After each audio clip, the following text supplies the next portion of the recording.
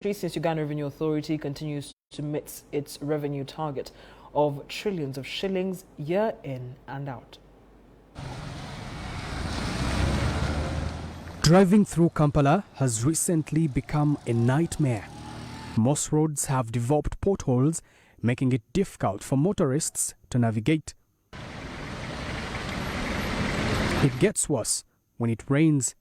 The potholes form lake-like structures that eventually delay traffic. The poor state of roads in Kampala have caused an outcry among residents and city dwellers. But all these cries have fallen on the deaf ears of the Kampala Capital City Authority. The authority says the roads cannot be fixed rapidly because of their current low budget. The situation is not any different in other parts of the country, like Kasese. Motorists, pedestrians have found it difficult to navigate roads here. There's one underlying factor: budgets. In the last financial year 2020-2021, URA missed revenue target by 2.4 trillion shillings.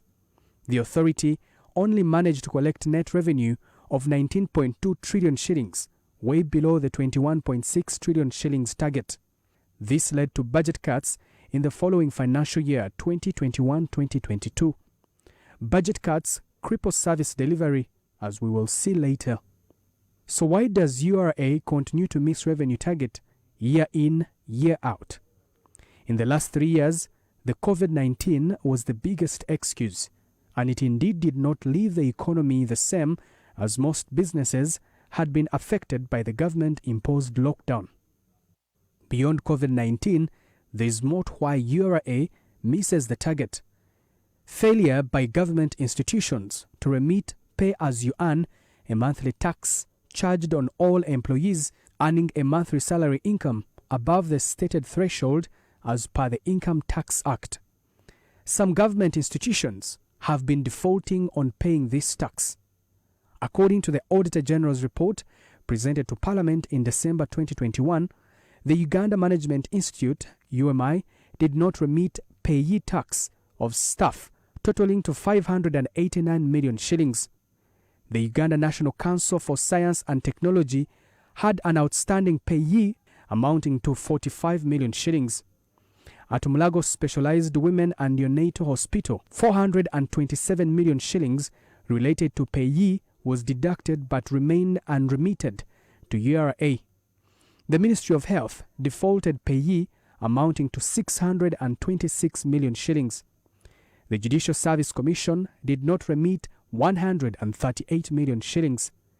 Public Service Commission did not remit 1 billion shillings.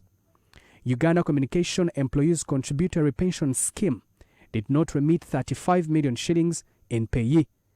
Uganda Microfinance Regulatory Authority did not remit 290 million shillings. The list goes on and on. In fact, the Auditor General continues to note that 2.2 billion shillings meant for payee was not deducted from the allowances paid to medical workers in 2020-2021 during the management of COVID-19. When you put all this money together, these are billions of shillings government institutions did not remit to URA.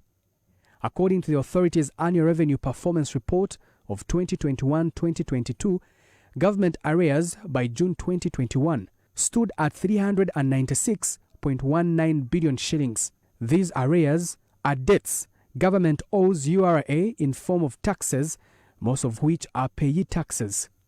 Failure to pay these taxes have also attracted interest and penalties, thus increasing the government arrears burden. Tax expert at PricewaterhouseCoopers, Trevor Lukanga Bwanika, says any default in payee by government will have an impact on government expenditure. Instead of paying the normal pay-as-you-earn that government or parastatals would have paid over to the URA, then you bring in an additional charge of 2% of whatever is outstanding on a monthly basis, which means then the budget is increased for just because there is late payment of tax. If we are to go by URA figures, if government arrears stood at 56 billion shillings in 2021, then service delivery worth 56 billion shillings was compromised. Shadow Finance Minister Mwanga Chivumbi says the act of defaulting on payment of payee tax is criminal and accounting officers should be held accountable. We did not look at it. It's outrightly illegal. Yeah. And the accounting officers are not permitted in any way. And I would like to imagine wage, even last year, was 100% paid, literally, across agencies. So why on earth didn't they make good of the commitment, of the statutory obligation? The other question that is worth querying is why is it that some monies are deducted from staff accounts but not remitted to URA?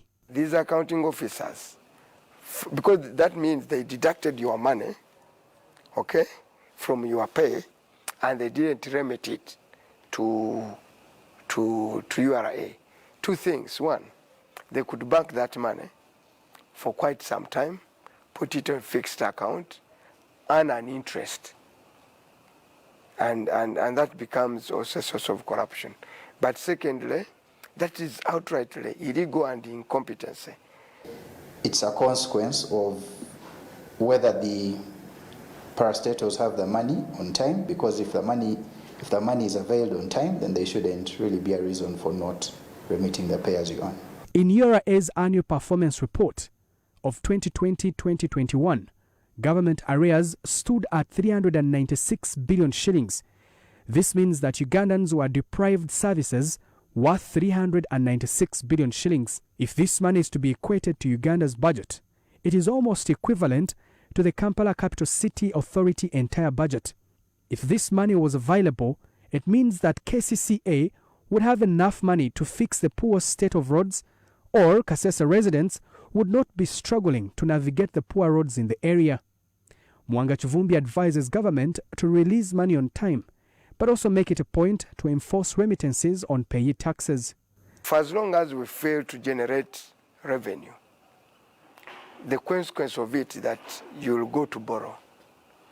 And if it has never been so clear and demonstrated how worse we are doing, it's the next financial year, where because of our debt obligations, Ugandans are going to pay more in terms of taxes, because they are going to raise to 29 projected, but money for discretionary expenditure is going to fall by 3 billion.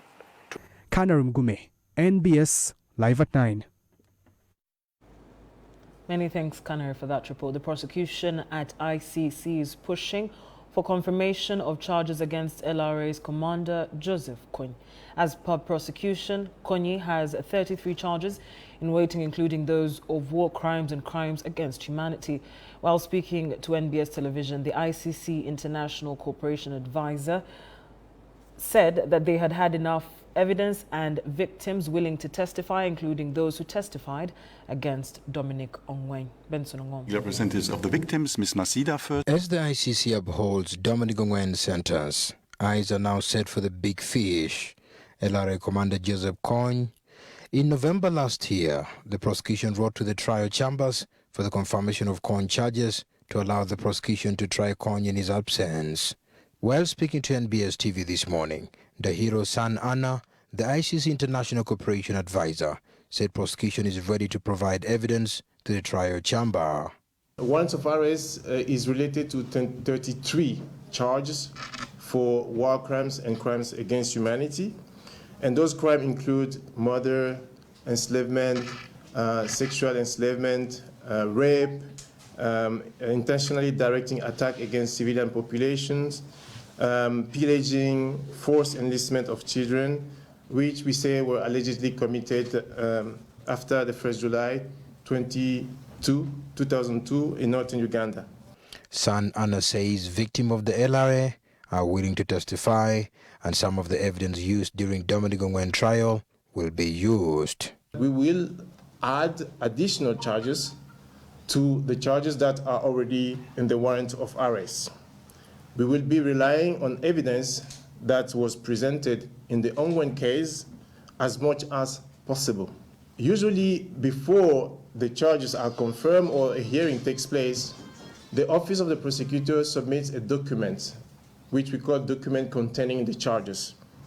So we will ensure that this document is publicized to the extent possible so that COIN is informed that a hearing in absentia will be taking place, obviously if granted by the judges of the ICC. ICC says COIN is aware of the warrant of arrest, urging him to use the fine opportunity to surrender to the ICC. The prosecution is hopeful that charges will be confirmed and trial will be set. He is aware of the content of the warrant of arrest as well. For example, in 2006, there was an interview with BBC where he referred to the ICC warrant of arrest and he claimed his innocence.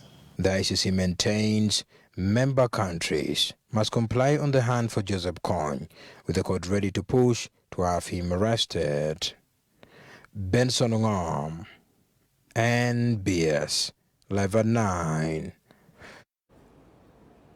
Traffic was disrupted at the Uganda-Tanzania border as truck owners and drivers from Ankole region protested and blocked the road connecting Uganda to Tanzania, demanding to be given their vehicles which were allegedly stolen from Uganda and are being kept in Tanzania. As early as 8 a.m. in the morning, truck owners and their drivers from Ankole region had already started marching towards Mutukula border point, where they expressed their dissatisfaction over the continued unlawful keeping of their trucks in Tanzania. We've been moving in all offices, High Commission. You can imagine these people of Tanzania. They disrespect our government. Eh? They wrote a letter to release our vehicle, but these people, they refused it. Speaking to NBS TV, the group claimed that many of their lorries, which were stolen from Uganda, are allegedly hidden in Tanzania.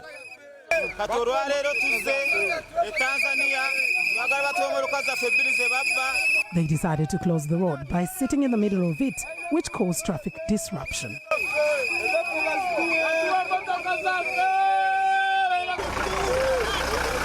But the police and the Uganda People's Defense Forces, UPDF, quickly responded and allowed only Ugandan vehicles to enter, while Tanzanian vehicles have not been allowed to enter or leave.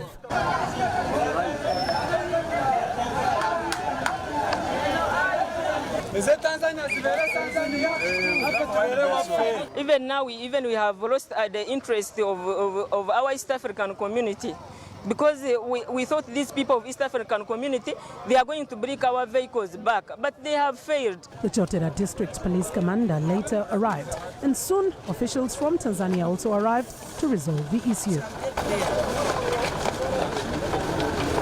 The protesters decided to calm down and went to talks with security officials from both Tanzanian and Ugandan sides. Mildred Tuhaise, Farish Magembe, NBS, Live at 9. Contractors in Toro have been warned against giving kickbacks after winning contracts and advised to report anyone trying to lure them into the vice. The district leaders say the vice is behind the several stalling projects and shoddy works in government projects in the district. This as government injects close to 1 billion shillings for the upgrade of Health Centre 2 to Health Centre 3. We have details in this report. This block at Chaminula Health Centre 2, located in Chaminula Ward, Tororo Municipality, was constructed in 2001 to handle outpatients, diagnostics and over-maternal health services. But between 2010 to 2020, the facility saw an increase in the number of patients visiting from 5,000 to over 15,000 yearly, with its daily attendance standing at 50 to 70 patients. We get pregnant mothers trekking all the way from areas of Rubong, Oskuru, coming, asking for services, maternal services, antenatal and so on. But we've been unable to offer those services. And with this being an outpatient facility mandated to be run by only a nurse, the health centre has been facing a number of challenges. When it is at night, by standard of Health Centre 2, we don't expect our workers to be around because they close at a certain time, maybe by 5. So if you are attacked by any sickness, maybe malaria or diarrhea, anything acute that needs immediate handling, you will not get it here. Due to these challenges, the Ministry of Health has decided to upgrade the facility from Health Centre 2 to 3 at a cost of over 880 million shillings. It is a remote, and the CAA has almost covered it, the coming of CAA, so they need the service near to the people. The upgrade, which is expected to be completed within 8 months, has been handed over to Rockbold Edge Joint Venture Construction Company. Rockbold Edge is a company that treasures quality so much.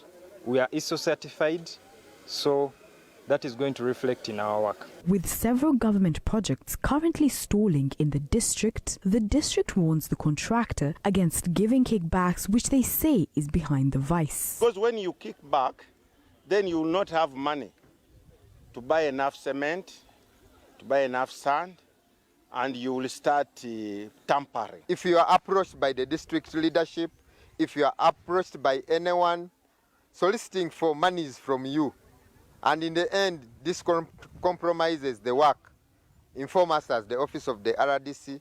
We shall come in to arrest the situation to see that we get value for money out of this project. By the end of construction, the upgrade will see maternity ward, a 4-stand pit latrine, medical and maternity pits, as well as 2-unit staff blocks constructed.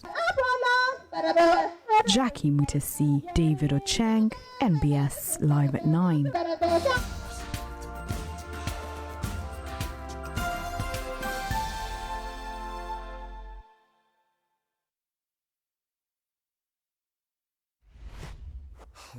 Work. Work's over. Busy Bite. Get down to snack business. When snacking